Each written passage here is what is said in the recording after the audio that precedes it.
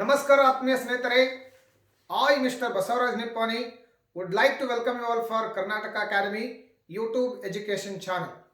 Dear friends, as you all know, in our previous video class, we have discussed about one of the important topics of your GPST syllabus from area 3, that is punctuation marks.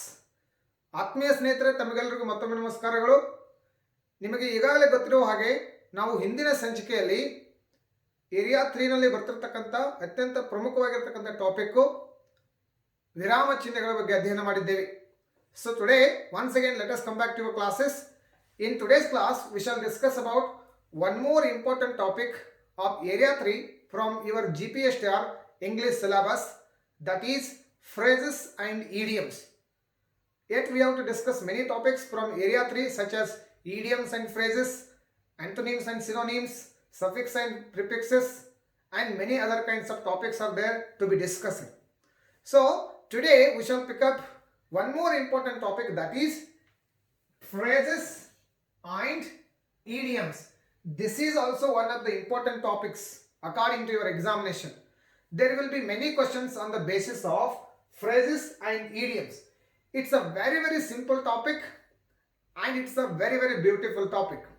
So here you have to have great knowledge to understand what are phrases and what are idioms.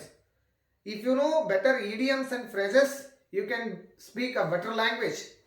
You can attract the people through your speaking, through your language.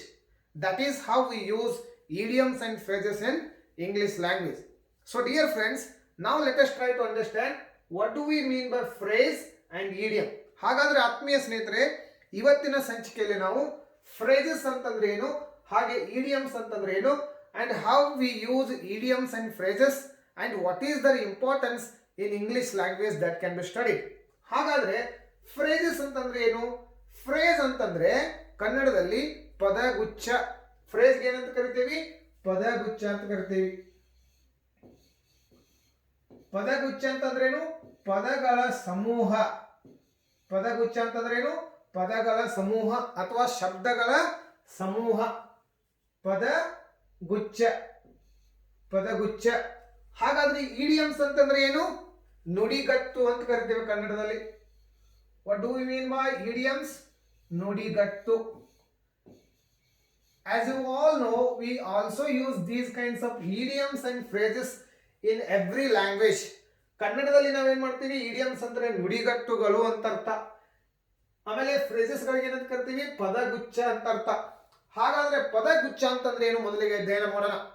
What is mean by idiom and what is mean by phrase? ಇಲ್ಲಿ ಮೊದಲಿಗೆ idiom ಬಗ್ಗೆ ತಿಳ್ಕೊಳ್ಳೋಕೆ ಪ್ರಯತ್ನ ಮಾಡೋಣ. Then we shall go and discuss phrases and various types of phrases and what is the use of phrase and idiom in English language. Here you could see the definition. Idiom is a phrase. Idiom is also a phrase. So first we are going to discuss idiom. Idiom is also a phrase that means something different from the meanings of the words it is composed. ಇಲ್ಲಿ idiom ಅಂತಂದ್ರೆ ಏನು? ನುಡಿಗಟ್ಟು ಅಂತಂದ್ರೆ ಏನು? ನುಡಿಗಳ ಒಂದು ಗುಂಪಿಗೆ ನುಡಿಗಟ್ಟು ಎಂದು ಕರೆಯುತ್ತೇವೆ. ನುಡಿಗಟ್ಟು ಅಂತಂದ್ರೆ ಏನು? ನುಡಿಗಳ ಗುಂಪಿಗೆ ನುಡಿಗಟ್ಟು ಅಂತ ಕರಿತೇವೆ. Then they will be having different meaning. They will be having hidden expression or hidden meaning. ಅಂದ್ರೆ ಗೂಢಾರ್ಥವನ್ನು ಹೊಂದಿರತಕ್ಕಂಥ ಶಬ್ದಗಳಿಗೆ ನಾವೇನಂತ ಕರಿತೀವಿ? ಇಡಿಯಮ್ಸ್ ಅಂತ ಕರಿತೀವಿ. ಅವುಗಳು ಒಳಾರ್ಥವನ್ನು ಹೊಂದಿರುತ್ತವೆ. If you go by the words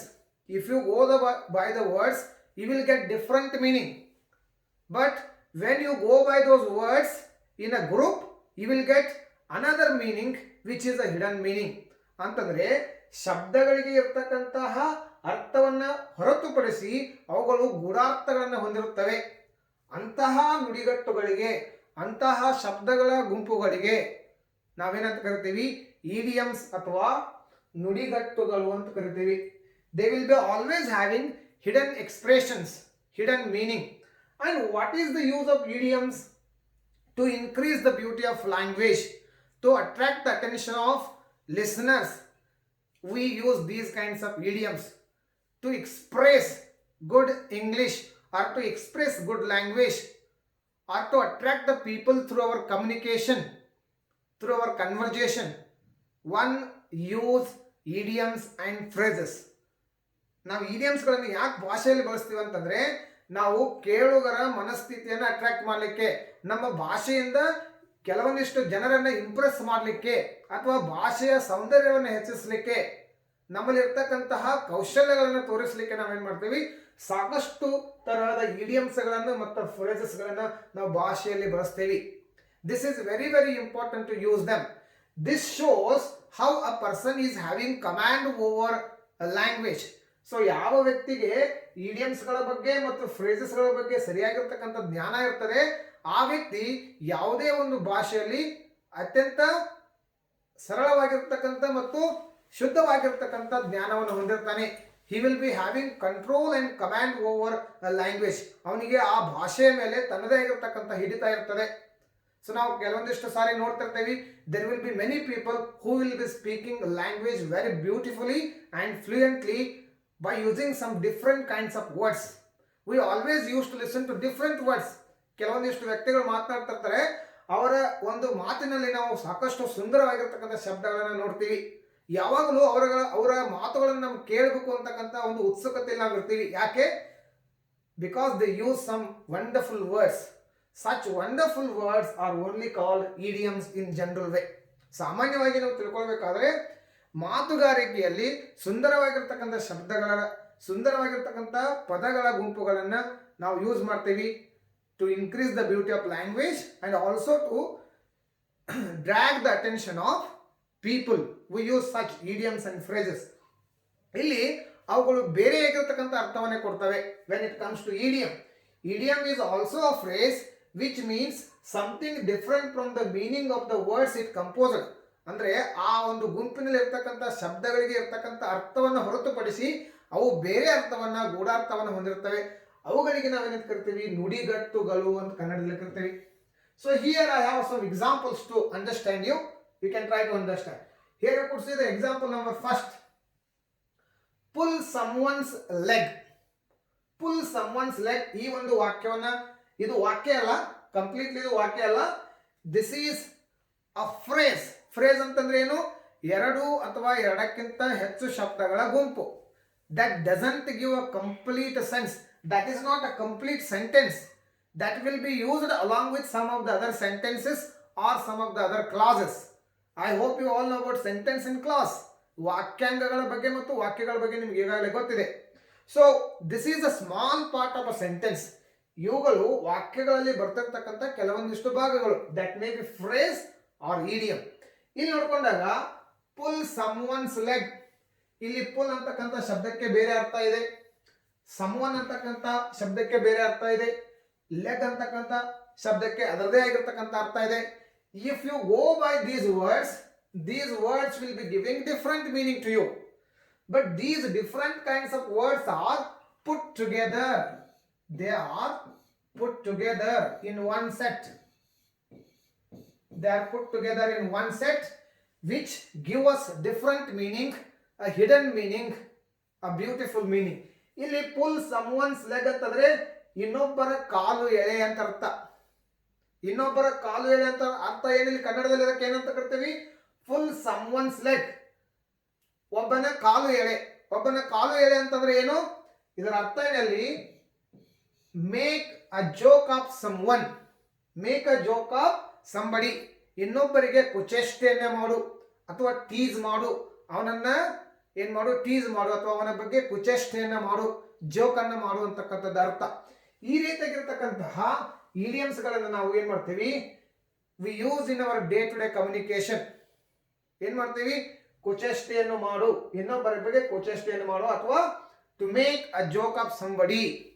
so ಯಾವ ಸಂದರ್ಭಗಳಲ್ಲಿ ಇವುಗಳನ್ನು ನಾವು ಯೂಸ್ ಮಾಡ್ತೀವಿ? ಯಾವನೋ ಒಬ್ಬ ವ್ಯಕ್ತಿ ಇರ್ತಾನೆ, ಅವನ ಬಗ್ಗೆ ನಮಗೇನಿರೋದಿಲ್ಲ, ಅಗಾಧವಾಗಿರ್ತಕ್ಕಂಥ ಪ್ರೀತಿ ಇರೋದಿಲ್ಲ, ಅವನ ಬಗ್ಗೆ ಒಂದು ಸ್ವಲ್ಪ ಅಸೂಯೆ ಇರ್ತದೆ ನಮಗೆ. ಆವಾಗ ನಾವೇನು ಮಾಡ್ತೀವಿ? ಅವನ ಬಗ್ಗೆ ಅವ್ನು ಏನೇ ಸಾಧನೆ ಮಾಡಿದ್ರು ಸಹಿತ, ನಾವೇನು ಮಾಡ್ತೀವಿ? ಅವನ ಬಗ್ಗೆ ಕುಚೇಷ್ಟೆಯನ್ನು ಮಾಡ್ತಿರ್ತೀವಿ. ಆ ರೀತಿಯಾಗಿರ್ತಕ್ಕಂಥ ಸಂದರ್ಭಗಳಲ್ಲಿ ನಾವು ಈ ವಾಕ್ಯಗಳನ್ನು ಯೂಸ್ ಮಾಡ್ತೀವಿ. In other cases to makes fun of somebody. ಇನ್ನೊಬ್ಬರ ಬಗ್ಗೆ ಫನ್ ಅನ್ನು ಮಾಡ್ತಕ್ಕಂಥ ಸಂದರ್ಭದಲ್ಲೂ ಸಹಿತ for fun, to create fun, to create humour also, ಅಂದ್ರೆ ನಗುವನ್ನು ಹುಟ್ಟಿಸ್ಲಿಕ್ಕೆ, ಫನ್ ಅನ್ನು ಕ್ರಿಯೇಟ್ ಮಾಡ್ತಕ್ಕಂಥ ಸಂದರ್ಭಗಳಲ್ಲಿ ಸಹಿತ ಈ ರೀತಿಯಾಗಿರ್ತಕ್ಕಂತಹ ಪಾರ್ಟ್ ಆಫ್ ಸೆಂಟೆನ್ಸಸ್ಗಳನ್ನ ಅಥವಾ ನುಡಿಗಟ್ಟುಗಳನ್ನು ನಾವು ನಮ್ಮ ದಿನನಿತ್ಯದ ವಾಕ್ಯಗಳಲ್ಲಿ, ದಿನನಿತ್ಯದ ಕಮ್ಯುನಿಕೇಶನ್ಗಳಲ್ಲಿ ನಾವು ಬಳಸ್ತೀವಿ. Pull some one's leg means to make fun of somebody or to make joke of somebody, right ಅಲ್ಲ? ಹಾಗಾದ್ರೆ ಮುಂದಿನ ಉದಾಹರಣೆ ನೋಡ್ಕೊಳ್ರಿ. So for so good. So far, so good is also an idiom. And what it means? ಇದರ ಒಳ ಅರ್ಥ ಏನು, ಇದರಲ್ಲಿರ್ತಕ್ಕಂಥ hidden meaning ಏನು? ಸೋ ಫಾರ್ ಸೋ ಗುಡ್ ಅಂತಂದ್ರೆ ನಾವು ಮಾಡ್ತಿರ್ತಕ್ಕಂಥ ಕೆಲಸ ಸೋ ಫಾರ್ ಗುಡ್ ಆಗಿದೆ ಅಂತ ಅರ್ಥ, ಅದು ಚೆನ್ನಾಗಿ ಮುಂದುವರಿತಾ ಇದೆ. ನಾವು ಮಾಡ್ತಿರ್ತಕ್ಕಂಥ ಕೆಲಸ ಅತ್ಯಂತ ಪರಿಣಾಮಕಾರಿಯಾಗಿ ಮುಂದೆ ಹೋಗ್ತಾ ಇದೆ ಅಂತ ಅರ್ಥ. ಸೊ ಅದನ್ನ ಹೇಳಲಿಕ್ಕೆ the work which we are doing is going well, ಈ ರೀತಿಯಾಗಿ ನಾವು ಹೇಳ್ಬೋದು. ಈ ರೀತಿಯಾಗಿ ಹೇಳೋದಕ್ಕಿಂತ ಅದನ್ನ ಇನ್ನೊಂದು ರೀತಿಯಾಗಿ ವಿಭಿನ್ನವಾಗಿ ಹೇಳೋದಕ್ಕೆ ನಾವೇನು ಯೂಸ್ ಮಾಡ್ತೇವೆ? So for so good, the work is going so for well ಅಂತ ಅರ್ಥ. ನಾವು ಮಾಡ್ತಿರ್ತಕ್ಕಂಥ ಕಾರ್ಯ ಆಗಿರ್ಬೋದು ಅಥವಾ ಕೆಲಸ ಆಗಿರ್ಬೋದು, ಅದೇನಾಗ್ತಾ ಇದೆ, ಉತ್ತಮವಾಗಿ ಮುಂದುವರಿತಾ ಇದೆ ಅಂತಕ್ಕಂಥದ್ದು ಈ ಒಂದು ಇಡಿಯಂನ ಅರ್ಥ. ಇಲ್ಲಿ ಮುಂದೆ ಬಂದಾಗ ಮೂರನೇ ಎಕ್ಸಾಂಪಲ್ ನೋಡ್ಕೊಳ್ರಿ. Speak of the devil. Speak of the devil ಅಂತಂದ್ರೆ, ಡೆವಿಲ್ ಅಂತಂದ್ರೆ ಏನು? ದೆವ್ವ ಅಂತ ಅರ್ಥ ಅಥವಾ ಗೋಸ್ಟ್ ಅಂತ ಅರ್ಥ. ಸ್ಪೀಕ್ ಆಫ್ ದ ಡೆವಿಲ್ ಅಂತಂದ್ರೆ ದೆವ್ವಿನ ಬಗ್ಗೆ ಮಾತನಾಡುವಂತ ಅರ್ಥ. When you go by the words, ಈ ಶಬ್ದಗಳ ಮುಖಾಂತರ ಹೋದ್ರೆ ದೆವ್ವಿನ ಬಗ್ಗೆ ಮಾತನಾಡು, ಅಥವಾ ದೆವ್ ಅಂತಂದ್ರೆ ಏನು? ಸ್ಪಿರಿಟ್ ಅಂತ ಅರ್ಥ ಅಥವಾ ಗೋಸ್ಟ್ ಅಂತ ಅರ್ಥ. So here not exactly we are speaking about the devil, but what is mean by this idiom? Speak of the devil means there will be many people in our day-to-day life who will be always showed up. They will be boasting themselves. So ಯಾವಾಗಲೂ ತಮ್ಮನ್ನ ತಾವೇನ್ ಮಾಡ್ತಾ ಇರ್ತಾರೆ? ಹೊಗಳ್ತಾ ಇರ್ತಾರೆ. They will be always boasting themselves, or else they will be always showing up. ಅದನ್ನ ನಾವು ಕನ್ನಡದಲ್ಲಿ ಅರ್ಥ ಮಾಡಿ ಹೇಳಬೇಕಂತಂದ್ರೆ ತಮ್ಮ ಬಗ್ಗೆ ತಾವೇ ಏನ್ ಮಾಡ್ತಿರ್ತಾರೆ? ಹೆಮ್ಮೆಯಿಂದ ಮಾತನಾಡ್ತಾ ಇರ್ತಾರೆ. They will be always showing up themselves. So ಅಂತ ಸಂದರ್ಭಗಳಲ್ಲಿ, ಆ ವ್ಯಕ್ತಿಗಳ ಬಗ್ಗೆ ಮಾತನಾಡ್ತಿರ್ತಕ್ಕಂಥ ಸಂದರ್ಭಗಳಲ್ಲಿ ನಾವು ಈ ರೀತಿಯಾಗಿರ್ತಕ್ಕಂಥ ಇಡಿಯಂ ಅನ್ನು ಯೂಸ್ ಮಾಡ್ತೀವಿ. Speak of the devil, the person who is showed up, to speak about him we use this kind of idiom in our day to day communication. Speak of the devil ಅಂತಂದ್ರೆ ಆ ಕೆಟ್ಟ ವ್ಯಕ್ತಿಯ ಬಗ್ಗೆ ಮಾತನಾಡುವಂತ ಅರ್ಥ. ಆಮೇಲೆ ನಾಲ್ಕನೇ ಉದಾಹರಣೆ ತೆಗೆದುಕೊಳ್ರಿ. Break the ice. ಇಲ್ಲಿ break the ice, go by word, you have to break the ice ಅಂತಂದ್ರೆ ಐಸ್ ಗಡ್ಡೆಯನ್ನ ಮುರಿ ಅಂತ ಅರ್ಥ ಅಥವಾ ಬ್ರೇಕ್ ಮಾಡುವಂತ ಅರ್ಥ. If you go by the word, but it has a different meaning within it. ಹಾಗಂತಂದ್ರೆ ಏನು? ಬ್ರೇಕ್ ದ ಐಸ್ ಅಂತಂದ್ರೆ to make people be comfortable with you ಅಂತಂದ್ರೆ ನಿಮ್ಮ ಫ್ರೆಂಡ್ಸ್ ಆಗಿರ್ಬೋದು, ನಿಮ್ಮ ರಿಲೇಟಿವ್ಸ್ ಆಗಿರ್ಬೋದು, ನಿಮ್ಮ ಬಿಲೋರ್ ಪೀಪಲ್ ಆಗಿರ್ಬೋದು, they should always feel to be comfortable with you. ನಿಮ್ ಜೊತೆ ಅವ್ರಿಗೆ ಇರ್ಲಿಕ್ಕೆ ಏನಾಗಿರ್ಬೇಕು? ಕಂಫರ್ಟೇಬಲ್ ಆಗಿರ್ತಕ್ಕಂಥ ಅಟ್ಮಾಸ್ಫಿಯರ್ ಅನ್ನ ನೀವೇನ್ ಮಾಡ್ಬೇಕಾಗ್ತದೆ? ಕ್ರಿಯೇಟ್ ಮಾಡಬೇಕಾಗ್ತದೆ. ಆ ಒಂದು ಸಂದೇಶವನ್ನು ಕೊಡ್ಲಿಕ್ಕೆ ನಾವು ಈ ರೀತಿಯಾಗಿರ್ತಕ್ಕಂಥ ಏನ್ ಮಾಡ್ತೀವಿ? ಒಂದು ಇಡಿಯಂ ಅನ್ನು ಯೂಸ್ ಮಾಡ್ತೀವಿ. Break the ice. So exactly you are not going to break the ice here, but you are going to make people feel comfortable to be with you. ಯಾರೋ ಒಬ್ರು ನಿಮ್ಮ ಜೊತೆ ಕಂಫರ್ಟೇಬಲ್ ಆಗಿರ್ಲಿಕ್ಕೆ ನೀವು ಒಂದು ಅಪಾರ್ಚುನಿಟಿಯನ್ನ ಕ್ರಿಯೇಟ್ ಮಾಡ್ತಾ ಇದ್ದೀರಿ ಅಂತ ಅರ್ಥ ಈ ಒಂದು ಇಡಿಯಂನ ಅರ್ಥ. ಆಮೇಲೆ ನೆಕ್ಸ್ಟ್ ನೋಡ್ಕೊಡ್ರಿ, ABC. ಇಲ್ಲಿ ABC ಅಂತಕ್ಕಂಥದ್ದಿದೆ. ಇದನ್ನು ಸಹಿತ ನಾವು ಏನ್ ಮಾಡ್ಬೋದು? ಒಂದು ಇಡಿಯಂ ಆಗಿ ಯೂಸ್ ಮಾಡ್ಬೋದು. He doesn't know the ABC of English language, or you can use it in another language, in another way. He doesn't know, you can use this in sentence. He doesn't know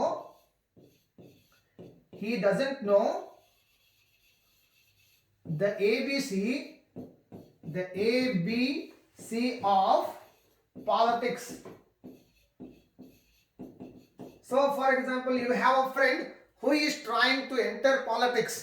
ನಿಮ್ಮ ಒಬ್ಬ ಸ್ನೇಹಿತ ಇದ್ದಾನೆ, ಅವನು ನಿಮ್ಗೆ ಹೇಳ್ತಾ ಇರ್ತಾನೆ ಏನಂತ ಹೇಳಿ, ನಾನು ಮುಂದಿನ ವರ್ಷ ಪಾಲಿಟಿಕ್ಸ್ಗೆ ಸೇರ್ಬೇಕಂತ ಹೇಳಿ ಆಸೆ ಇಟ್ಕೊಂಡಿದ್ದೇನೆ ಅಂತ ಹೇಳ್ತಾನೆ. Then you will be speaking about him in front of other friend. ನೀವು ಇನ್ನೊಬ್ಬ ಸ್ನೇಹಿತನ ಮುಂದೆ ಈ ರೀತಿಯಾಗಿ ಮಾತಾಡ್ತಿದ್ರಿ ಏನಂತ ಹೇಳಿ, ನಿಮ್ಗೆ ಗೊತ್ತಿರ್ತದೆ ಯಾವ ರೀತಿ ಇರತಕ್ಕಂಥ ವ್ಯಕ್ತಿ ಅಂತ ಹೇಳಿ. He doesn't know the ABC of politics, but he is trying to enter into politics. ಅವನಿಗೆ ರಾಜಕೀಯದ ABCDನೂ ಗೊತ್ತಿಲ್ಲ. ABCD ಅಂತಂದ್ರೆ ಏನಿಲ್ಲಿ ಒನಾಮ ಅಂದ್ರೆ ಆ ರಾಜಕೀಯದ ಬಗ್ಗೆ ಯಾವುದೇ ರೀತಿಯಾಗಿರ್ತಕ್ಕಂಥ ನಾಲೆಜ್ ಅವನಿಗಿಲ್ಲ. ಯಾವುದೇ ರೀತಿಯಾಗಿರ್ತಕ್ಕಂಥ ಸುಳಿವಿಲ್ಲ, but he is trying to enter into politics. In that regard, in that sense you speak this idiom.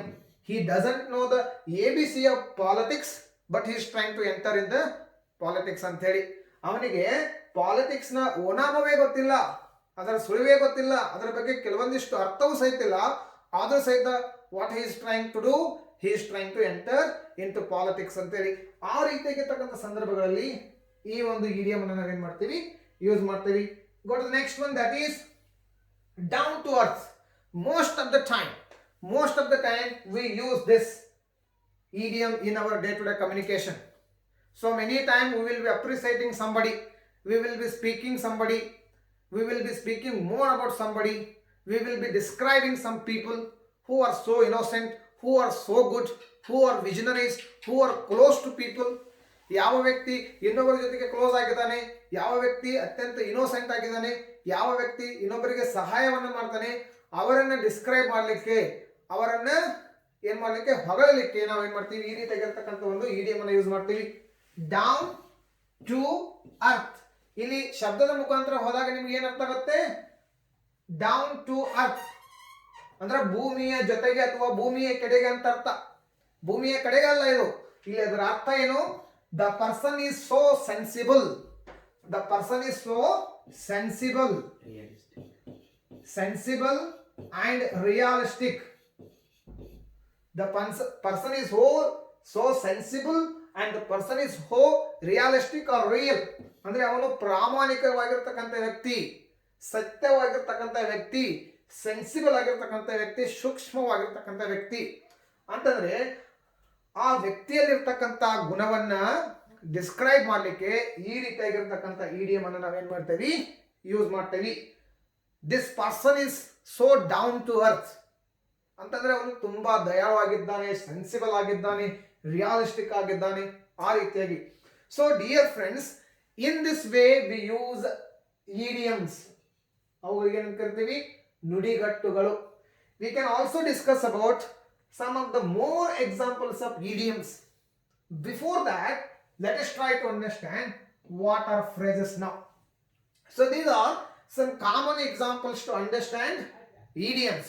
Idioms, it's very very simple. It is also a phrase or it is a group of words which gives different meaning, which gives hidden meaning. Idiom is a phrase that means something different from the meaning of the words it is composed. ಆ ಒಂದು ವಾಕ್ಯದ ಅಂಗ ಹೊಂದಿರತಕ್ಕಂಥ ಶಬ್ದಗಳ ಅರ್ಥಕ್ಕಿಂತ ವಿಭಿನ್ನ ಅರ್ಥವನ್ನು ಕೊಡ್ತಕ್ಕಂಥ ಒಂದು ಯೂನಿಟ್ ಆಫ್ ವರ್ಡ್ಸ್ಗೆ, ಒಂದು ಶಬ್ದಗಳ ಯೂನಿಟ್ಗೆ ನಾವೇನಂತ ಕರಿತೀವಿ? ಇಡಿಯಮ್ಸ್ ಅಂತ ಕರಿತೀವಿ. So there are plenty of idioms we use every day. So here how can you remember them? Here you cannot by heart them. You cannot by heart these idioms. You can only practice and you can only remember and use them in your day-to-day communication. And exams ನಲ್ಲಿ ನಿಮಗೆ ಈ idioms ಗಳ ಅರ್ಥ ಗೊತ್ತಿರಬೇಕು. ಈ idioms ಗಳನ್ನ ಕೊಡಲಾಗ್ತದೆ, ಅವುಗಳ meaning ಅನ್ನ ಬರೀರಿ ಅಂತಕ್ಕಂಥದನ್ನ ಕೇಳಲಾಗ್ತದೆ. ಆ ಸಂದರ್ಭಗಳಲ್ಲಿ ನೀವು ಕೊಟ್ಟಿರ್ತಕ್ಕಂಥ ಆಪ್ಷನ್ಗಳಲ್ಲಿ ಕೊಟ್ಟಿರ್ತಕ್ಕಂಥ ಇಡಿಯಂಗೆ ಸರಿಯಾಗಿರ್ತಕ್ಕಂಥ ಅಥವಾ ಸುಟೇಬಲ್ ಆಗಿರ್ತಕ್ಕಂಥ ಮೀನಿಂಗ್ ಏನು ಅಂತಕ್ಕಂಥದ್ದನ್ನ ಫೈಂಡ್ ಔಟ್ ಮಾಡಿಕೊಂಡು ನೀವೇನು ಮಾಡಬೇಕಾಗ್ತದೆ, ಅದನ್ನ ಸೆಲೆಕ್ಟ್ ಮಾಡಬೇಕಾಗ್ತದೆ. ಯಾವ ರೀತಿಯಾಗಿ ಈ ಒಂದು ಇಡಿಯಂ ಅನ್ನ ಕೊಡಲಾಗ್ತದೆ? For example, so for so good ಅಂತಕ್ಕಂಥ ಇಡಿಯಂ ಅನ್ನ ಕೊಡಲಾಗ್ತದೆ ಸ್ಟೇಟ್ಮೆಂಟ್ ನಲ್ಲಿ. Meaning of this idiom, then there will be different statements. You have to choose the right option for this. So ಈ ಸೋ ಫಾರ್ ಸೋ ಗುಡ್ ಅಂತಕ್ಕಂಥ idiom ಅರ್ಥ ಏನಿದೆ ಅದು ನಿಮಗೆ ಗೊತ್ತಿದ್ರೆ ಮಾತ್ರ ನೀವೇನ್ ಮಾಡ್ಬೋದು, ಪರೀಕ್ಷೆಗಳಲ್ಲಿ ಸರಿಯಾಗಿರ್ತಕ್ಕಂಥ ಆನ್ಸರ್ ಅನ್ನ ಮಾಡ್ಬೋದು. ಆ ಒಂದು ಕಾರಣಕ್ಕಾಗಿ ಈ ಇಡಿಯಮ್ಸ್ ಅನ್ನು ಯಾವ ರೀತಿಯಾಗಿ ಸ್ಟಡಿ ಮಾಡ್ಬೇಕು ನೀವು? You should use them in your day to day language.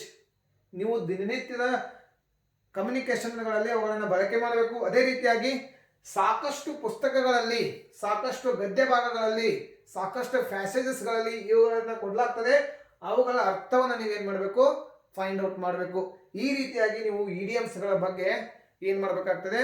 ಓದನ್ನ ಮಾಡಬೇಕಾಗ್ತದೆ. You must practice these kinds of idioms in your day-to-day communication. You cannot by heart them. You have to read out, you have to recall the meaning of those idioms, and you must try to use them in your day-to-day communication so that very easily you can remember idioms. This is all about idioms. Now let us jump into the next topic, that is phrase, padagucha. What is the next one? Phrase. ಹಾಗಾದ್ರೆ phrase ಅಂತಂದ್ರೆ ಏನು ಇವಾಗ? As I already told you, phrase means ಪದಗುಚ್ಛ ಅಥವಾ ಪದಗಳ ಸಮೂಹ.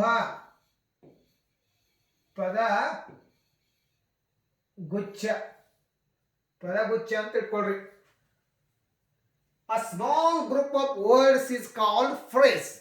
A small group of words is called phrase. ಅಂತಂದ್ರೆ ಶಬ್ದಗಳ ಒಂದು ಚಿಕ್ಕ ಸಮೂಹಕ್ಕೆ ನಾವೇನು ಕರಿತೀವಿ? ಫ್ರೇಸ್ ಅಥವಾ ಪದಗುಚ್ಛ ಅಂತ ಕರಿತೀವಿ. ಹಾಗಾದ್ರೆ ಪದಗಳ ಚಿಕ್ಕ ಸಮೂಹ ಅಂತಂದ್ರೆ ಏನು? ನಿಮಗೆ ಈಗಾಗಲೇ ಗೊತ್ತಿರುವ ಹಾಗೆ we know what is the definition of sentence. I hope you all know the definition of sentence. Sentence ಅಂದ್ರೆ ಏನು ಅಂತಕ್ಕಂಥದ್ದು ನಿಮ್ಗೆ ಗೊತ್ತಿದೆ. ಸೆಂಟೆನ್ಸ್ ಅಂತಂದ್ರೆ ಏನು? ವಾಕ್ಯ. It's very simple, you all know that. ಹಾಗಾದ್ರೆ ವಾಕ್ಯದ ಡೆಫಿನೇಷನ್ ಏನು? A sentence is a group of words which makes a complete sense. ವಾಕ್ಯ ಒಂದು ಶಬ್ದಗಳ ಸಮೂಹ, ಯಾವುದು ಸರಿಯಾಗಿರ್ತಕ್ಕಂಥ ಅರ್ಥವನ್ನ ಕೊಡ್ತದೆ ಆ ಒಂದು ವಾಕ್ಯಗಳ ಸಮೂಹಕ್ಕೆ ನಾವೇನಂತ ಕರಿತೀವಿ? ಆ ಒಂದು ಶಬ್ದಗಳ ಸಮೂಹಕ್ಕೆ ನಾವೇನಂತ ಕರಿತೀವಿ? ವಾಕ್ಯ ಅಂತ ಕರಿತೀವಿ. ಶಬ್ದ ಅಂತಂದ್ರೆ ಏನು? A group of letters which gives complete sense is called a word. ಶಬ್ದ ಅಂತಂದ್ರೆ ಏನು? ಅಕ್ಷರಗಳ ಸಮೂಹ, ಸರಿಯಾಗಿರ್ತಕ್ಕಂಥ ಅರ್ಥವನ್ನ ಕೊಡ್ತಕ್ಕಂಥ ಅಕ್ಷರಗಳ ಸಮೂಹಕ್ಕೆ ನಾವೇನಂತ ಕರಿತೀವಿ? ವರ್ಡ್ ಅಂತ ಕರಿತೀವಿ. It's a basic thing, but let me tell you. Word ಅಂತಂದ್ರೆ ಏನು? ಶಬ್ದ ಅಂತಂದ್ರೆ ಏನು? ಅಕ್ಷರಗಳ ಸಮೂಹ, ಸರಿಯಾಗಿರ್ತಕ್ಕಂಥ ಅರ್ಥವನ್ನ ಕೊಡ್ತಕ್ಕಂಥ ಅಕ್ಷರಗಳ ಸಮೂಹಕ್ಕೆ ನಾವೇನಂತ ಕರಿತೀವಿ? ಶಬ್ದ ಅಂತ ಕರಿತೀವಿ. ಅದೇ ರೀತಿಯಾಗಿ ಸರಿಯಾಗಿರ್ತಕ್ಕಂಥ ಅರ್ಥವನ್ನ ಕೊಡ್ತಕ್ಕಂಥ ಸೆನ್ಸ್ ಅನ್ನ ಕೊಡ್ತಕ್ಕಂಥ ಶಬ್ದಗಳ ಸಮೂಹಕ್ಕೆ ಏನಂತ ಕರಿತೀವಿ? ಸೆಂಟೆನ್ಸ್ ಅಂತ ಕರಿತೀವಿ. ಸೊ ಈ ಸೆಂಟೆನ್ಸ್ ನಲ್ಲಿ ಸಾಕಷ್ಟು ಭಾಗಗಳನ್ನು ನೋಡ್ತೇವೆ. We see different parts in sentence. Sentences are in parts. ನಾವು ವಾಕ್ಯಗಳಲ್ಲಿ ಸಾಕಷ್ಟು ಭಾಗಗಳನ್ನ ಮಾಡಬಹುದು. ವಾಕ್ಯಗಳಲ್ಲಿ ಸಾಕಷ್ಟು ಭಾಗಗಳನ್ನ ಮಾಡಬಹುದು on the basis of parts of speech. ಭಾಷಾಂಗಗಳ ಆಧಾರದ ಮೇಲೆ ವಾಕ್ಯಗಳಲ್ಲಿ ನಾವು ಸಾಕಷ್ಟು ಭಾಗಗಳನ್ನ ಮಾಡಬಹುದು. ಗೊತ್ತಾಯ್ತಲ್ಲ? ಇಲ್ಲಿ ವಾಕ್ಯಗಳಲ್ಲಿ ಇರ್ತಕ್ಕಂಥ ಭಾಗಗಳಿಗೆ ಬೇರೆ ಬೇರೆ ಹೆಸರಿದೆ. ಯಾವ್ಯಾವ ಭಾಗಗಳನ್ನು ನೋಡಬಹುದು ನಾವು ವಾಕ್ಯಗಳಲ್ಲಿ? ಮೊದಲನೇದು ಏನ್ ಮಾಡಬಹುದು ನಾವು? ಫ್ರೇಸ್ ಅನ್ನ ನೋಡಬಹುದು. ಆಮೇಲೆ ಏನ್ ಮಾಡಬಹುದು ನಾವು? ಕ್ಲಾಸ್ ಅನ್ನ ನೋಡಬಹುದು. ಕ್ಲಾಸ್ ಅಂತಂದ್ರೆ ವಾಕ್ಯಾಂಗ. Already you know what is clause. There are different kinds of clauses. Dependent clause and independent clause ಅಂತ ಹೇಳಿ. ಇಲ್ಲಿ ಕ್ಲಾಸ್ ಗೆ ಮತ್ತು ಫ್ರೇಸ್ ಗೆ ಇರತಕ್ಕಂತ ವ್ಯತ್ಯಾಸ ಏನು ಅದನ್ನ ಅರ್ಥ ಮಾಡ್ಕೊಳ್ಬೇಕಾಗಿದೆ. ಇಲ್ಲಿ ಮೊದಲನೇ ಮುಖ್ಯ ಭಾಗ ವಾಕ್ಯಗಳಲ್ಲಿ ಏನಿರ್ತದೆ? ಫ್ರೇಸ್ ಇರ್ತದೆ. ಫ್ರೇಸ್ ಅಂತಂದ್ರೆ ಇದು ಎರಡು ಅಥವಾ ಎರಡಕ್ಕಿಂತ ಹೆಚ್ಚಿನ ಶಬ್ದಗಳ ಒಂದು ಗುಂಪು. 2 or more words ಅಂತ ಇಟ್ಕೊಳ್ರಿ. ಎರಡು ಅಥವಾ ಎರಡಕ್ಕಿಂತ ಹೆಚ್ಚಿನ ಶಬ್ದಗಳ ಗುಂಪು. ಕ್ಲಾಸ್ ಅಂತಂದ್ರೆ ಏನು? ಅದು ಸಹಿತ ಎರಡು ಅಥವಾ ಎರಡಕ್ಕಿಂತ ಹೆಚ್ಚಿನ ಶಬ್ದಗಳ ಗುಂಪು. ಬಟ್ ಇಲ್ಲಿ ಏನ್ ಡಿಫರೆನ್ಸ್ ಇದೆ ಅಂತಂದ್ರೆ, what is the difference between a class and phrase? ಇಲ್ಲಿ ಕ್ಲಾಸ್ಗೆ ಮೀನಿಂಗ್ ಇದೆ. ಮೀನಿಂಗ್ ಇದೆ. It gives meaning. At the same time, phrase also gives meaning. ಗೊತ್ತಾಯ್ತಲ್ಲ? But the meaning of the phrase the meaning of the phrase will be depending upon the other clause. ಇಲ್ಲಿ phrase ಅಂತಕ್ಕಂಥದ್ದು ಪದಗುಚ್ಛದ ಅರ್ಥ ಆ ವಾಕ್ಯದಲ್ಲಿರ್ತಕ್ಕಂಥ ಬೇರೆ ಶಬ್ದಗಳ ಮೇಲೆ ಏನಾಗಿರ್ತದೆ, depend ಆಗಿರ್ತದೆ. ಇಲ್ಲಿ ವಾಕ್ಯಾಂಗಕ್ಕೆ ಬಂದಾಗ ವಾಕ್ಯಾಂಗಕ್ಕೆ ತನ್ನದೇ ಆಗಿರ್ತಕ್ಕಂಥ ಮೀನಿಂಗ್ ಇರ್ತದೆ, ರೈಟ್ ಅಲ್ಲ. ಆಮೇಲೆ ಈ ವಾಕ್ಯಾಂಗದಲ್ಲಿ ನೀವು ಎರಡು ಮುಖ್ಯವಾಗಿರ್ತಕ್ಕಂಥ ಪ್ರಕಾರಗಳನ್ನು ನೋಡಬಹುದು. ಏನೇನು? ಇಲ್ಲಿ ಬಂದಾಗ you could see a subject and also you could see a verb and you could also see object. ಈ ವಾಕ್ಯಾಂಗಕ್ಕೆ ಬಂದಾಗ ಅಂತಂದ್ರೆ ಕ್ಲಾಸ್ಗೆ ಬಂದಾಗ ನೀವೇನ್ ಮಾಡಬಹುದು, ಸಬ್ಜೆಕ್ಟ್ ಅನ್ನು ನೋಡಬಹುದು, ವರ್ಬ್ ಅನ್ನು ನೋಡಬಹುದು. ಆದ್ರೆ ಯಾವಾಗ ಫ್ರೇಜ್ಗೆ ಬರ್ತೀರಿ ಕೆಲವೊಂದು ಸಾರಿಯಲ್ಲಿ ಏನಿರೋದಿಲ್ಲ, ಸಬ್ಜೆಕ್ಟ್ ಅಂಡ್ ವರ್ಬ್ ಇರೋದಿಲ್ಲ.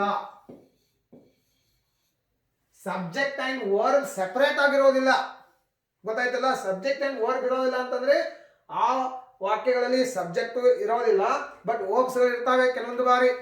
ಆದ್ರೆ here the subject or the verb are put together. They are put together. They are put together and they are used one set of words. ಬೇರೆ ಬೇರೆ ಶಬ್ದಗಳು, ಅದು ನೌನ್ ಆಗಿರಬಹುದು ಅಥವಾ ವರ್ಬ್ ಆಗಿರಬಹುದು ಅಥವಾ ಎಕ್ಸೆಕ್ಟಿವ್ ಆಗಿರಬಹುದು ಅಥವಾ ಪ್ರಿಪೋಸಿಷನ್ ಆಗಿರಬಹುದು. Any part of a parts of speech can be used in phrase in one single set. ಒಂದು ಸಿಂಗಲ್ ಆಗಿರ್ತಕ್ಕಂಥ ಗುಂಪಿನಲ್ಲಿ ಯೂಸ್ ಆಗ್ತದೆ. ಹಾಗಾಗಿ ಅಲ್ಲಿ ಏನಿರೋದಿಲ್ಲ, ಸಬ್ಜೆಕ್ಟ್ ಮತ್ತು ವರ್ಬ್ ಇರೋದಿಲ್ಲ. ಹಾಗಾಗಿ ಅದಕ್ಕೆ ಏನಂತ ಕರಿತೀವಿ, ಫ್ರೇಸ್ ಅಂತ ಕರಿತೀವಿ.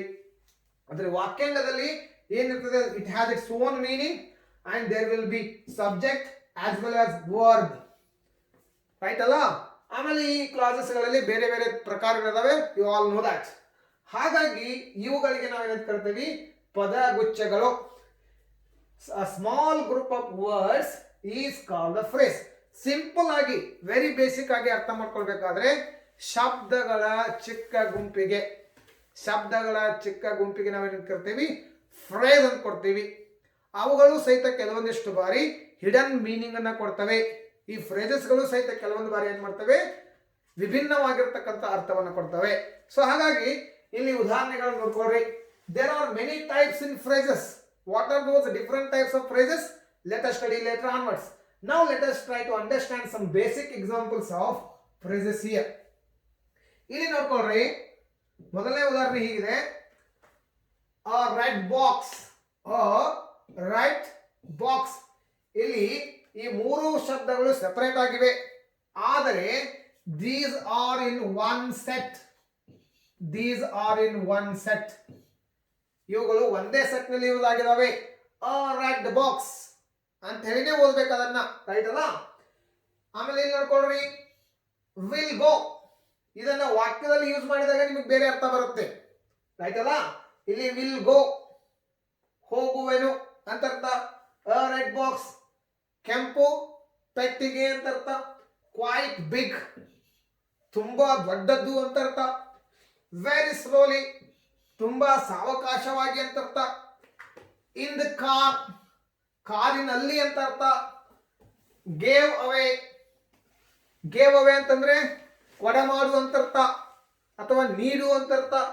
ಗಿವ್ ಅಪ್ ಅಂತಂದ್ರೆ ಇಲ್ಲಿ ನೋಡ್ಕೊಳ್ಳಿ, as I already told you, sometimes some phrases also give hidden meaning or different meaning. ಇಲ್ಲಿ ಗಿವ್ ಅಂತಕ್ಕಂಥ ಶಬ್ದದ ಅರ್ಥ ಏನು, ಕೊಡು ಅಂತ ಅರ್ಥ. ಅಪ್ ಅಂತಂದ್ರೆ ಏನು, ಮೇಲೆ ಅಂತ ಅರ್ಥ. ಕೊಡು ಮೇಲೆ ಅಂತ ಅರ್ಥ ಅಲ್ಲ, ಇಲ್ಲಿ ಇದರ ಅರ್ಥ ಕೊಡು ಮೇಲೆ ಅಂತ ಅರ್ಥ ಅಲ್ಲ. It will be having another meaning. Give up ಅಂತಂದ್ರೆ ಬಿಟ್ಟು ಬಿಡು ಅಂತ ಅರ್ಥ. ಬಿಟ್ಟು ಬಿಡು ಅಥವಾ ಸ್ಟಾಪ್ ಮಾಡು ಅಂತ ಅರ್ಥ. ಬಟ್ ನೀವು ಶಬ್ದದ ಮುಖಾಂತರ ಹೋದಾಗ ಬೇರೆ ಅರ್ಥ ಇದೆ. ಗಿವ್ ಅಂತಂದ್ರೆ ಕೊಡು, ಅಪ್ ಅಂತಂದ್ರೆ ಮೇಲೆ ಕೊಡು ಅಂತ ಅರ್ಥ ಅಲ್ಲ. ಇಲ್ಲಿ ನೋಡ್ರಿ, ಗೇವ್ ಅಥವಾ ಗಿವ್ ಅವೇ ಅಂತ ಕೊಡ್ರಿ. ಕೊಡು ಅವೇ ಅಂತಂದ್ರೆ ದೂರ, ಕೊಡು ದೂರ ಅಲ್ಲ. The word's meaning is like that, kodu dura, but the hidden meaning is give away means kodamadu ಅಥವಾ ಏನು ಮಾಡು. The chief minister gave away the prizes ಅಂತಂದ್ರೆ ಚೀಫ್ ಮಿನಿಸ್ಟರ್ ಏನ್ ಮಾಡ್ದ, ಪ್ರೈಸಸ್ ಗಳನ್ನ ಕೊಟ್ಟರು ಅಂತ ಅರ್ಥ. ಇಲ್ಲಿ ಬಂದಾಗ ನೋಡ್ರಿ ಅಬೈಡ್ ಬೈ.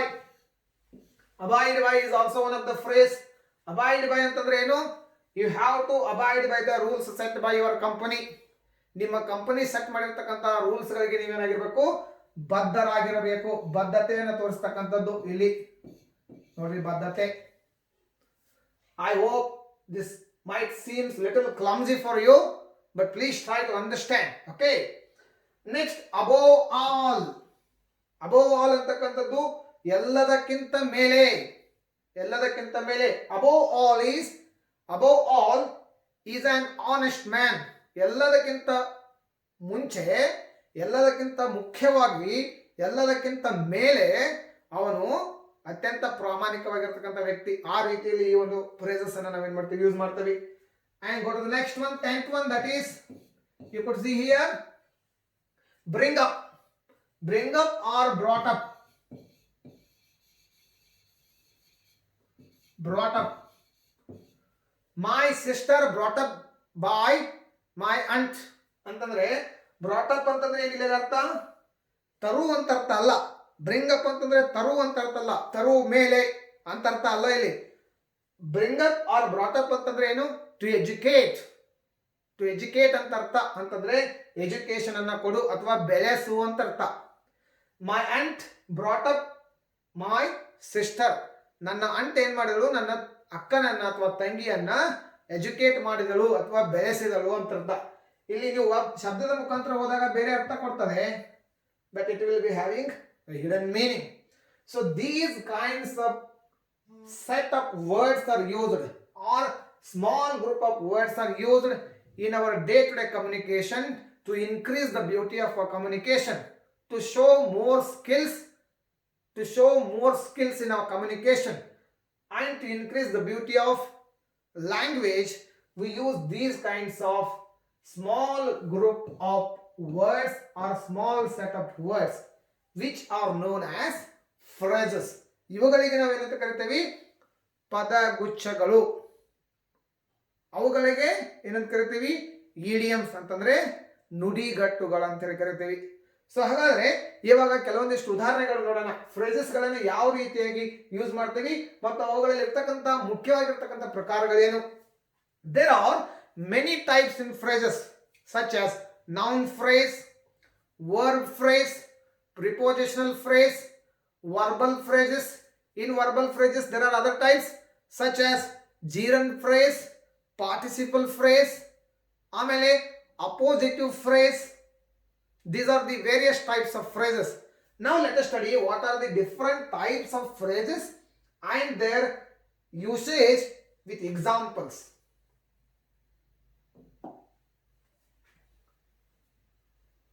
ಇಲ್ಲಿ ನೋಡ್ಕೊಳ್ರಿ, types of phrases. Now let us peep over types of prepositions. See, I have used one single word now, peep over.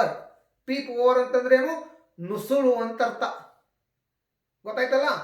peep through window, window ಮುಖಾಂತರ ನೋಡುವಂತ ಅರ್ಥ. ಇಲ್ಲಿ let us jump into ಅಂತ ಅರ್ಥ. ಇಲ್ಲಿ ನೋಡ್ರಿ, jump. Many a time I use this word. Let us jump into another topic. Jump into. Jump into ಅಂತಂದ್ರೆ ಒಳಗೆ ಜಿಗಿ ಅಂತ ಅರ್ಥ ಶಬ್ದದ ಮುಖಾಂತರ ಹೋದ್ರೆ. ಆದ್ರೆ ಅದನ್ನು ಯಾಕೆ ಯೂಸ್ ಮಾಡ್ತೀವಿ, ಭಾಷೆಯ ಸೌಂದರ್ಯವನ್ನು ಹೆಚ್ಚಿಸಲಿಕ್ಕೆ. Look upon, jump into, get back, come back to ಅಂತ ಮಾಡ್ತೀವಲ್ಲ, ಆ ರೀತಿಯಾಗಿ ನಾವು ಫ್ರೇಸಸ್ ಗಳನ್ನ ಏನ್ ಮಾಡ್ತೀವಿ, ಭಾಷೆಯಲ್ಲಿ ಬಳಸ್ತೀವಿ. I hope you are getting my point. ಇಲ್ಲಿ ನೋಡ್ರಿ, ಗೆಟಿಂಗ್ ಅಂತಕ್ಕಂಥದ್ದು ಸಹಿತ ಒಂದು ಫ್ರೇಸ್ ಆಗ್ತದೆ. ಗೆಟಿಂಗ್ ಅಂತಂದ್ರೆ ಏನಿಲ್ಲಿ ಪಡೆದುಕೊಳ್ತಾ ಇದ್ದೀವಿ ಅಂತ ಅರ್ಥ. ಇಲ್ಲಿ ನೋಡ್ರಿ, ನಾವು let us jump into or peep over or peep into types of phrases. ಇಲ್ಲಿ ನೋಡ್ಕೊಳ್ರಿ, ಮೊದಲನೇದು noun phrase. noun phrase ಅಂತಂದ್ರೆ ಏನು, noun ಅಂತಂದ್ರೆ ನಿಮಗೆ ಗೊತ್ತಿದೆ, ನಾಮಪದ ಅಂತೇಳಿ. ನಾಮಪದದ ಪದಗುಚ್ಛ ಅಂದ್ರೆ ನಾಮಪದವನ್ನ ಒಳಗೊಂಡಿರ್ತಕ್ಕಂತಹ ಪದಗುಚ್ಛ. ಯಾವ ಪದಗುಚ್ಛ ಯಾವ ಒಂದು ಚಿಕ್ಕ ಗುಂಪು, ಶಬ್ದಗಳ ಚಿಕ್ಕ ಗುಂಪು ನಾಮಪದವನ್ನ ಒಳಗೊಂಡಿರ್ತದೆ, ಅದಕ್ಕೆ ನಾವೇನ್ ಕರಿತೀವಿ, ನಾಮಪದ ಪದಗುಚ್ಛ ಅಂತ ಕರಿತೀವಿ. ಇಲ್ಲಿ ನೋಡ್ಕೊಡ್ರಿ, the school children. So this is one single word only here. ಇಲ್ಲಿ ನೋಡ್ಕೊಡ್ರಿ, but these words are also used in different way in different sentences. They will be used differently. Here you could see the will be used differently. School will be having different meaning. Children will be having different meaning at all when they are used single words, right Allah? But here they are set together. They are set together or put together. They are put together in one unit. Together in one unit. In one unit. So here this is called a unit of words. ಇದಕ್ಕೆ ಒಂದು ಶಬ್ದಗಳ unit ಅಂತ ಕರಿತೀವಿ. ಈ ಶಬ್ದಗಳ unit ಒಂದೇ ಅರ್ಥವನ್ನು ಹೊಂದಿದೆ ಅದಲ್ಲ. ಇಲ್ಲಿ ರೈಟ್ ನೋಡ್ಕೊಂಡ್ರೆ ಏನಾಗುತ್ತೆ ಅಂತ ಅರ್ಥ ಇದ್ರದ್ದು the school children. The school children ಅಂತಂದ್ರೆ ಶಾಲೆಯ ವಿದ್ಯಾರ್ಥಿಗಳು. ಇದಕ್ಕೆ ಬೇರೆ ಒಂದು ವಾಕ್ಯದ ಭಾಗಗಳ ಜೊತೆ ಕೂಡಿದಾಗನೇ ಅದಕ್ಕೆ ಕಂಪ್ಲೀಟ್ ಆಗಿರ್ತಕ್ಕಂಥ ಅರ್ಥ ಬರ್ತದೆ. ಅದಕ್ಕೆ ಅದರದೇ ಆಗಿರ್ತಕ್ಕಂಥ ಮೀನಿಂಗು ಇದೆ.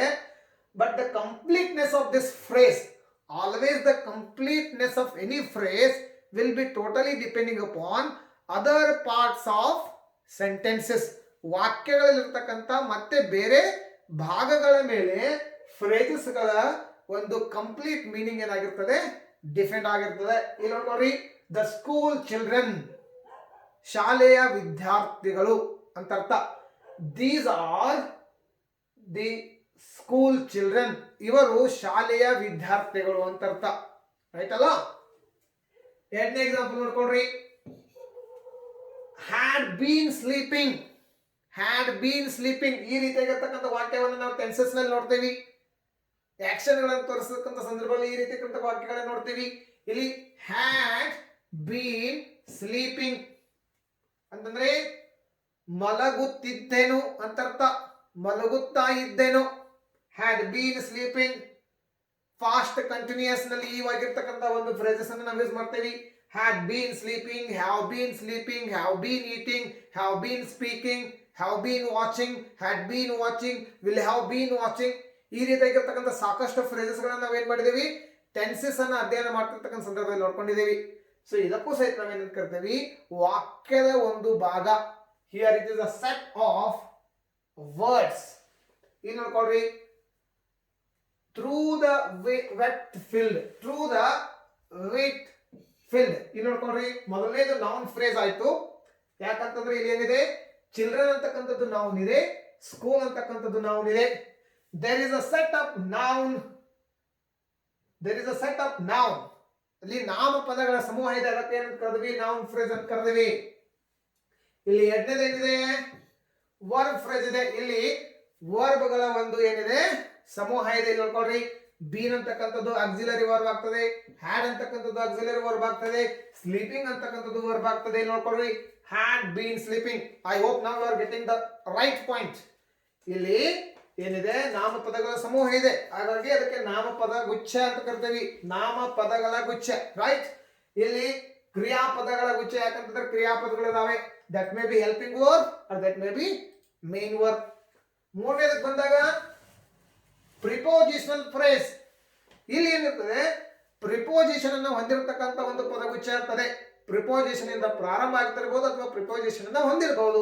ಇಲ್ಲಿ ನೋಡ್ಕೊಳ್ರಿ, prepositional phrase through the wheat field. ಇಲ್ಲಿ ನೋಡ್ಕೊಳ್ರಿ, ಥ್ರೂ ಅಂತಕ್ಕಂಥದ್ದು ಒಂದು ಸ್ಥಳವನ್ನ ತೋರಿಸ್ತದೆ. ಇದು ಒಂದು ಪ್ರಿಪೋಸಿಷನ್ ಆಗಿದೆ. ಹಾಗಾಗಿ ಥ್ರೂ ದ ವೀಟ್ ಫೀಲ್ಡ್ ಅಂತಂದ್ರೆ ಗೋಧಿಯ ಹೊಲದ ಮುಖಾಂತರ ಅರ್ಥಲ್ಲ. ಗೋಧಿಯ ವೀಟ್ ಅಂತಂದ್ರೆ ಏನು, ಗೋಧಿಯ ಹೊಲ, ವೀಟ್ ಫೀಲ್ಡ್. ಇಲ್ಲಿ ಥ್ರೂ ಇದೆ.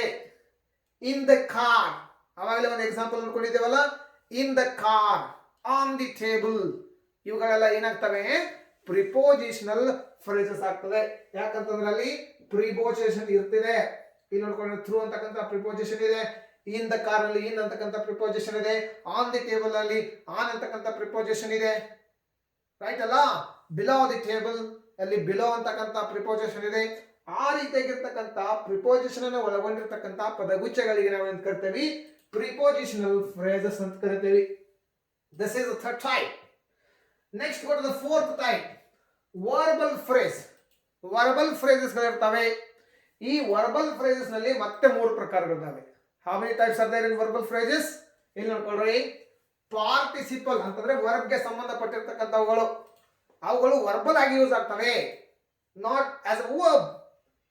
They are used in a verbal way. See, participle phrase, gerund phrase, infinitive phrase. ನಿಮ್ಗೆ ಈಗಾಗಲೇ ಗೊತ್ತಾಗಿದೆ ವರ್ಬ್ಸ್ ನಲ್ಲಿ 2 ಮುಖ್ಯವಾಗಿರ್ತಕ್ಕಂಥ ಪ್ರಕಾರಗಳಿದಾವೆ, ಪೂರ್ಣ ಕ್ರಿಯಾಪದಗಳು ಮತ್ತು ಅಪೂರ್ಣ ಕ್ರಿಯಾಪದಗಳು. I hope you could remember that. Finite verbs and non finite verbs. ಇಲ್ಲಿ ನಾನ್ ಫೈನೈಟ್ ವರ್ಬ್ಸ್ ನಲ್ಲಿ ಇರ್ತಕ್ಕಂಥ ಪ್ರಕಾರಗಳು ಯಾವ್ಯಾವು? Participles, gerunds and infinitives. ಇವುಗಳ ಮುಖಾಂತರ ಸಹಿತ ಕೆಲವೊಂದಿಷ್ಟು ಪದಗುಚ್ಛಗಳನ್ನ ನಾವೇನ್ ಮಾಡಬಹುದು. ಅವುಗಳನ್ನ ನಾವೇನ್ ಕರಿತೀವಿ? ವರ್ಬಲ್ ಫ್ರೇಸಸ್ ಅಂತ ಕರಿತೀವಿ. ಇಲ್ಲಿ ನೋಡ್ಕೊಡ್ರಿ ಉದಾಹರಣೆ. The example of participle phrase that may be present participle or past participle. ಇಲ್ಲಿ ನೋಡ್ಕೊಡ್ರಿ. Chasing a butterfly. ಇಲ್ಲಿ ಚೇಜಿಂಗ್ ಅಂತಕ್ಕಂಥದ್ದು ಏನಾಗಿದೆ? ವರ್ಬ್ ಆಗಿದೆ, but it is used as a participle here. ING ಇದೆ ಇಲ್ಲಿ. ಚೇಜಿಂಗ್ ಅ ಬಟರ್ಫ್ಲೈ ಅಂತಂದ್ರೆ ಪಾತರಗಿತ್ತಿಯನ್ನ ಚೇಜ್ ಮಾಡುತ್ತಾ ಅಂತ ಅರ್ಥ. ಪಾತರಗಿತ್ತಿಯನ್ನ ಚೇಜ್ ಮಾಡುತ್ತಾ ಅಂತ ಅರ್ಥ. Chasing butterfly. ಎರಡನೇ ಉದಾಹರಣೆ ನೋಡ್ಕೊಳ್ರಿ. Driven to succeed. Driven to succeed ಅಂತಂದ್ರೆ ಯಶಸ್ಸಿನ ಜೊತೆಗೆ ಡ್ರೈವನ್ ಮಾಡಿದ್ವಿ ಅಂತ ಅರ್ಥ. ಯಶಸ್ಸಿನ ಕಡೆಗೆ ಪಯಣ ಅಂತ ಅರ್ಥ. ಗೊತ್ತಾಯ್ತಲ್ಲ? ಇಲ್ಲಿ ಡ್ರೈವನ್ ಅಂತಕ್ಕಂಥದ್ದು ಪಾರ್ಟ್ ಪಾರ್ಟಿಸಿಪಲ್ ಆಗಿದೆ, past participle, not part participle, past participle ಆಗಿದೆ. ಇಲ್ಲಿ ನೋಡ್ಕೊಂಡಾಗ ಮೊದಲನೇ ಉದಾಹರಣೆಯಲ್ಲಿ ಏನಿದೆ? ಪ್ರೆಸೆಂಟ್ ಪಾರ್ಟಿಸಿಪಲ್ ಇದೆ. ಇಲ್ಲಿ ಪ್ರೆಸೆಂಟ್ ಪಾರ್ಟಿಸಿಪಲ್ ಇದೆ, ಪ್ರೆಸೆಂಟ್ ಪಾರ್ಟಿಸಿಪಲ್ ಇದೆ. In this way we use some verbal phrases such as participle phrases. Next one is gerund. ಎರಡನೇ ನೋಡ್ಕೊಂಡಾಗ gerund ಇಲ್ಲಿ ನೋಡ್ಕೊಡ್ರಿ. ಹೆಲ್ಪ್ a lot ಅಂತಂದ್ರೆ past participle gerund. Past participle gerund ಇಲ್ಲಿ help ಅಂತಕ್ಕಂಥದ್ದು past form of verb. Helped a lot. I helped him a lot. I helped him a lot ಅಂತಂದ್ರೆ ಅವನಿಗೆ ಸಾಕಷ್ಟು ಏನ್ ಮಾಡಿದೀನಿ? ಸಹಾಯವನ್ನು ಮಾಡಿದ್ದೀನಿ ಅಂತಕ್ಕಂಥದ್ದು ಒಂದು ಏನಿಲ್ಲಿ ಫ್ರೇಸ್. Help a lot. ಇನ್ನೊಂದು ಉದಾಹರಣೆ ನೋಡ್ಕೊಂಡ್ರೆ ಅದರದೇ ಆಗಿರ್ತಕ್ಕಂಥ ಉದಾಹರಣೆ I love reading. I love reading. ಇಲ್ಲಿ ರೀಡಿಂಗ್ ಅಂತಕ್ಕಂಥದ್ದು ಕ್ರಿಯಾಪದ ಅಲ್ಲ, ಇಲ್ಲಿ ಅದು ಏನಾಗಿದೆ? ನೌನ್ ಆಗಿ ಯೂಸ್ ಆಗಿದೆ. I love reading. ಇಲ್ಲಿ ರೀಡಿಂಗ್ ಅಂತಕ್ಕಂಥದ್ದು ಏನಾಗಿದೆ? ಜೀರನ್ ಆಗಿದೆ. In this way we use gerund phrases. ಮೂರನೇದಕ್ಕೆ ಬಂದಾಗ ಇನ್ಫೈನಿಟಿವ್ಸ್. ಇನ್ಫೈನಿಟಿವ್ಸ್ ಅಂತಂದ್ರೆ ಏನು? ಯಾವ ಕ್ರಿಯಾಪದಗಳು ಟು ಅಂತಕ್ಕಂಥ ಪ್ರಿಪೋಸಿಷನ್ ಒಂದಿಗೆ ಯೂಸ್ ಆಗ್ತವೆ ಅವುಗಳಿಗೆ ಇನ್ಫೈನಿಟಿವ್ಸ್ ಅಂತ ಕರಿತೇವೆ. They are the other types of verbs. Non finite ನಲ್ಲಿ ಇರ್ತಕ್ಕಂಥ ಪ್ರಕಾರ ಅದು. ಇಲ್ಲಿ ನೋಡ್ಕೊಡ್ರಿ. To sing, to walk that way, to sing in that way, to give. ಇಲ್ಲಿ ನೋಡ್ಕೊಡ್ರಿ. ಇವುಗಳನ್ನ ನಾವೇನ್ ಮಾಡ್ತೀವಿ? ವಾಕ್ಯಗಳಲ್ಲಿ ಬಳಸ್ತೇವೆ. But the meaning of these phrases, the meaning of these phrases will be always depending upon the other part of sentences. ಅದಕ್ಕೆ ಏನಂತ ಕರ್ತೀವಿ ನಾವು? Verbal phrases ಅಂತ ಇರತಕ್ಕಂಥ ಮೂರನೇ ಪ್ರಕಾರ ಇನ್ಫೈನಿಟಿವ್ ಫ್ರೇಸ್ ಅಂತ ಹೇಳಿ. So these are 4 types. Now let us study which is the next important type of phrase. ಐದನೇ ಮುಖ್ಯ ಪ್ರಕಾರ. ಐದನೇ ಮುಖ್ಯ ಪ್ರಕಾರ ಈ ರೀತಿಯಾಗಿದೆ. ಅಪೋಸಿಟಿವ್ ಫ್ರೇಸ್. ನಾಟ್ ಅಪೋಸಿಟಿವ್, ವಿರೋಧಾರ್ಥಕ ಅಂತಕ್ಕಂಥ ಶಬ್ದ ಇದೆ. ಅಪೋಸಿಟಿವ್ ಆದಲ್ಲ. ಇಲ್ಲಿ ಅಪೋಸಿಟಿವ್. ಅಪೋಸಿಟಿವ್ ಅಂತಂದ್ರೆ ನಾಮಪದಕ್ಕೆ ಸಂಬಂಧಪಟ್ಟಿರ್ತಕ್ಕಂಥದ್ದು. ಯಾವುದಕ್ಕೆ? ನಾಮಪದಕ್ಕೆ. ಇಲ್ಲಿ ನೋಡ್ಕೊಂಡಾಗ ಗೊತ್ತಾಗತ್ತೆ ಅಪೋಸಿಟಿವ್ ಫ್ರೇಸಸ್ ಗಳನ್ನ ಯಾಕೆ ಯೂಸ್ ಮಾಡ್ತೇವೆ? To name the earlier noun. To name the earlier noun ಅಂತಂದ್ರೆ ಯಾವುದೇ ಒಂದು ವಾಕ್ಯದಲ್ಲಿ ಕೊಟ್ಟಿರತಕ್ಕಂತಹ ಮೊದಲನೆಯ ನಾಮಪದವನ್ನ ಹೆಸರಿಸಲಿಕ್ಕೆ ನಾವು ಅಪೋಸಿಟಿವ್ ಫ್ರೇಸಸ್ ಗಳನ್ನ ಯೂಸ್ ಮಾಡ್ತೇವೆ. ಗೊತ್ತಾಯ್ತಲ್ಲ? Don't get confusion. Appositive phrases ಅಂತಂದ್ರೆ ಏನು? In one single sentence to name the earlier noun ಅಂತಂದ್ರೆ ಆ ವಾಕ್ಯದಲ್ಲಿ ಕೊಟ್ಟಿರ್ತಕ್ಕಂಥ ಮೊದಲನೇ ನಾಮಪದವನ್ನ ಹೆಸರಿಸಲಿಕ್ಕೆ ಇನ್ನೊಂದು ನಾಮಪದದಿಂದ ಹೆಸರಿಸಲಿಕ್ಕೆ ನಾವು ಕೆಲವೊಂದಿಷ್ಟು ಶಬ್ದಗಳ ಗುಂಪುಗಳನ್ನು ಯೂಸ್ ಮಾಡ್ತೇವೆ. ಅವುಗಳಿಗೆ ನಾವು ಏನ್ ಕರಿತೀವಿ ಅಪೋಸಿಟಿವ್ ಫ್ರೇಸಸ್ ಅಂತೇಳಿ. ಇಲ್ಲಿ ಉದಾಹರಣೆ ನೋಡ್ಕೊಳ್ರಿ ನಿಮ್ಗೆ ಗೊತ್ತಾಗತ್ತೆ. ಮೈ ಬೆಸ್ಟ್ ಫ್ರೆಂಡ್, ಇಲ್ಲಿ ವಾಕ್ಯ ಕಂಟಿನ್ಯೂ ಆಗಿದೆ. My best friend Harish. ಇಲ್ಲಿ ಎರಡು ನಾಮಪದಗಳಿದಾವೆ ನೋಡ್ಕೊಳ್ರಿ. ಈ ವಾಕ್ಯಗಳಲ್ಲಿ ಎರಡು ನಾಮಪದಗಳಿದಾವೆ. ಮೈ ಬೆಸ್ಟ್ ಫ್ರೆಂಡ್, ಇಲ್ಲಿ ಫ್ರೆಂಡ್ ಅಂತಕ್ಕಂಥ ಒಂದು ನಾಮಪದ. ಇದು ಫ್ರೆಂಡ್ ಅಂತಕ್ಕಂಥದ್ದು ಒಂದು ನಾಮಪದ.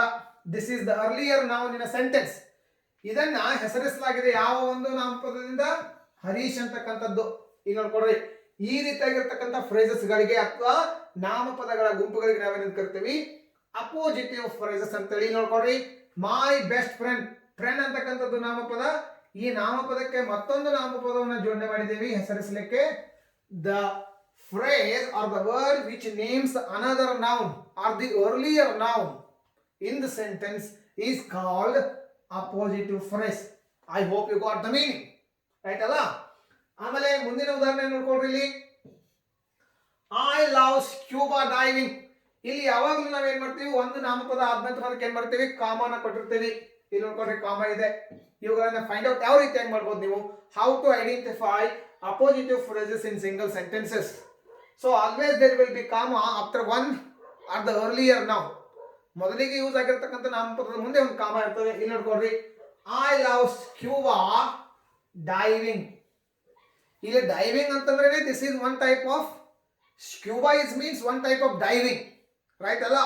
ಡೈವ್ ಮಾಡ್ತಾ ಇರ್ತೇವೆ ಅಲ್ಲಿ ಓಷನ್ಸ್ ನಲ್ಲಾಗಿರ್ಬೋದು, ಸಮುದ್ರದಲ್ಲಾಗಿರ್ಬೋದು, ರಿವರ್ ನಲ್ಲಾಗಿರ್ಬೋದು, ಲೇಕ್ ನಲ್ಲಾಗಿರ್ಬೋದು, ಪಾಂಡ್ ನಲ್ಲಾಗಿರ್ಬೋದು, ವೆಲ್ ನಲ್ಲಾಗಿರ್ಬೋದು. Most of the time we will be diving when we will be swimming. And at the same time you could see in Himalayan mountains where there is a snowfall, ಆ ರೀತಿಯಾಗಿರ್ತಕ್ಕಂಥ ಜಾಗಗಳಲ್ಲಿ ಸಹಿತ ನಾವು ಈ ರೀತಿಯಾಗಿರ್ತಕ್ಕಂಥ diving ಪ್ಲೇಸ್ಗಳನ್ನ ಆಡ್ಬೋದು, right ಅಲ್ಲ? So ಇಲ್ಲಿ ಸ್ಕ್ಯೂಬಾ ಅಂತಂದ್ರೆ ಡೈವಿಂಗು. ಈ ಡೈವಿಂಗ್ ಅಂತಕ್ಕಂಥ ಮತ್ತೊಂದು ನಾಮಪದದಿಂದ ಅದನ್ನ ಏನ್ ಮಾಡ್ತೇವೆ, ಹೆಸರ್ತಾ ಇದ್ದೇವೆ. Scuba means diving. This is also named by another noun that is dive. ಗೊತ್ತಾಯ್ತಲ್ಲ? ಇದಕ್ಕೂ ಸಹಿತ ನಾವೇನಂತ ಕರಿತೀವಿ ಅಪೋಸಿಟಿವ್ ಫ್ರೇಸ್ ಅಂತ ಕರಿತೀವಿ. ಮೂರನೇ ಎಕ್ಸಾಂಪಲ್ ನೋಡ್ಕೊಡ್ರಿ, we watched the series. we watched the series. ಇಲ್ಲಿ ಸೀರಸ್ ಅಂತಕ್ಕಂಥದ್ದು ಒಂದು ನಕ್ಷತ್ರದ ಹೆಸರು. ಇದೇನು ಇದರ ನಕ್ಷತ್ರದ ಹೆಸರು, ರೈಟ್ ಅಲ್ಲ? we watched the series, the brightest star in the sky. Star ಅಂತಂದ್ರೆ ಏನಿಲ್ಲ, ಮತ್ತೆ ನಕ್ಷತ್ರನೇ ಅಂತಂದ್ರೆ ಒಂದು ನಕ್ಷತ್ರವನ್ನ ಅಥವಾ ಮೊದಲಿಗೆ ಕೊಟ್ಟಿರ್ತಕ್ಕಂಥ ನಾಮಪದವನ್ನ ಇನ್ನೊಂದು ನಾಮಪದದೊಂದಿಗೆ ನಾವೇನ್ ಮಾಡ್ತೇವೆ, ಹೆಸರಿಸ್ತೇವೆ. ನೋಡ್ಕೊಳ್ರಿ, ಇಲ್ಲಿ we watched the series, the brightest star in the sky, right ಅಲ್ಲ? ಈ ನಕ್ಷತ್ರವನ್ನ ಮತ್ತೊಂದು ನಕ್ಷತ್ರ ಅಂತಕ್ಕಂಥ ಶಬ್ದದ ಮುಖಾಂತರ ಅಥವಾ ನಾಮಪದದ ಮುಖಾಂತರ ನಾವೇನ್ ಮಾಡಿದೀವಿ, ಹೆಸರಿಸಿದ್ವಿ. ಇದಕ್ಕೆ ಏನ್ ಕರಿತೀವಿ, ಅಪೋಸಿಟಿವ್ ಫ್ರೇಸಸ್ ಅಂತೇಳಿ. So in this way we use these different kinds of phrases in our day-to-day communication in language. And when it comes to your examination, what you have to do, you have to only practice, you have to only remember, and you have to use all these kinds of phrases in your day-to-day communication.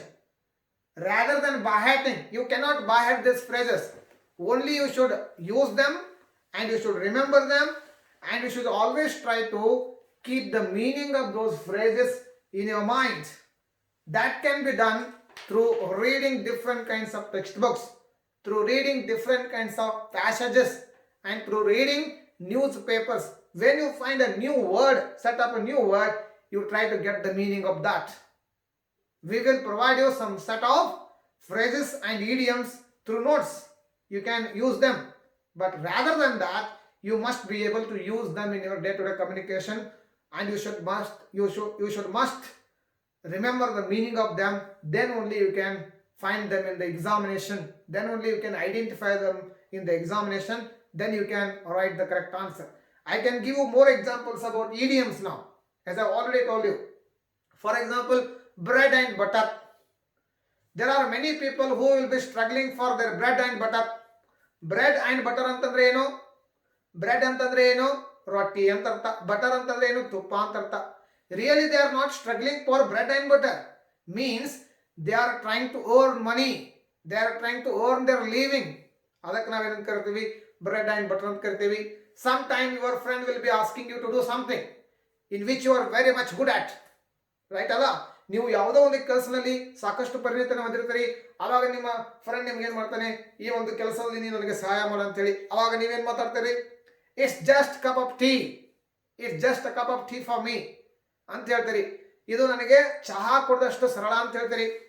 R else some time if you are not good at that, if you are not good at that work, ನೀವೇನು ಮಾಡ್ತೀರಿ? ಅವಾಗ ಮತ್ತೊಂದು ಅದೇ ಒಂದು ಫ್ರೇಜನ್ನು, ಅದೇ ಒಂದು ನುಡಿಗಟ್ಟನ್ನು ನೀವು ಮತ್ತೆ ಬೇರೆ ಒಂದು ವಾಕ್ಯಕ್ಕೆ ಯೂಸ್ ಮಾಡ್ತೀರಿ, ಬೇರೆ ಒಂದು ಸಂದೇಶಕ್ಕೆ ಯೂಸ್ ಮಾಡ್ತೀರಿ, ಬೇರೆ ಒಂದು ಎಕ್ಸ್ಪ್ರೆಷನ್ಗೆ ಯೂಸ್ ಮಾಡ್ತೀರಿ. ಹಾಗೆ this is not my cup of tea. Right ಅಲ್ಲ? If your friend ask you to drive the car, always Imran sir ask me to drive the car.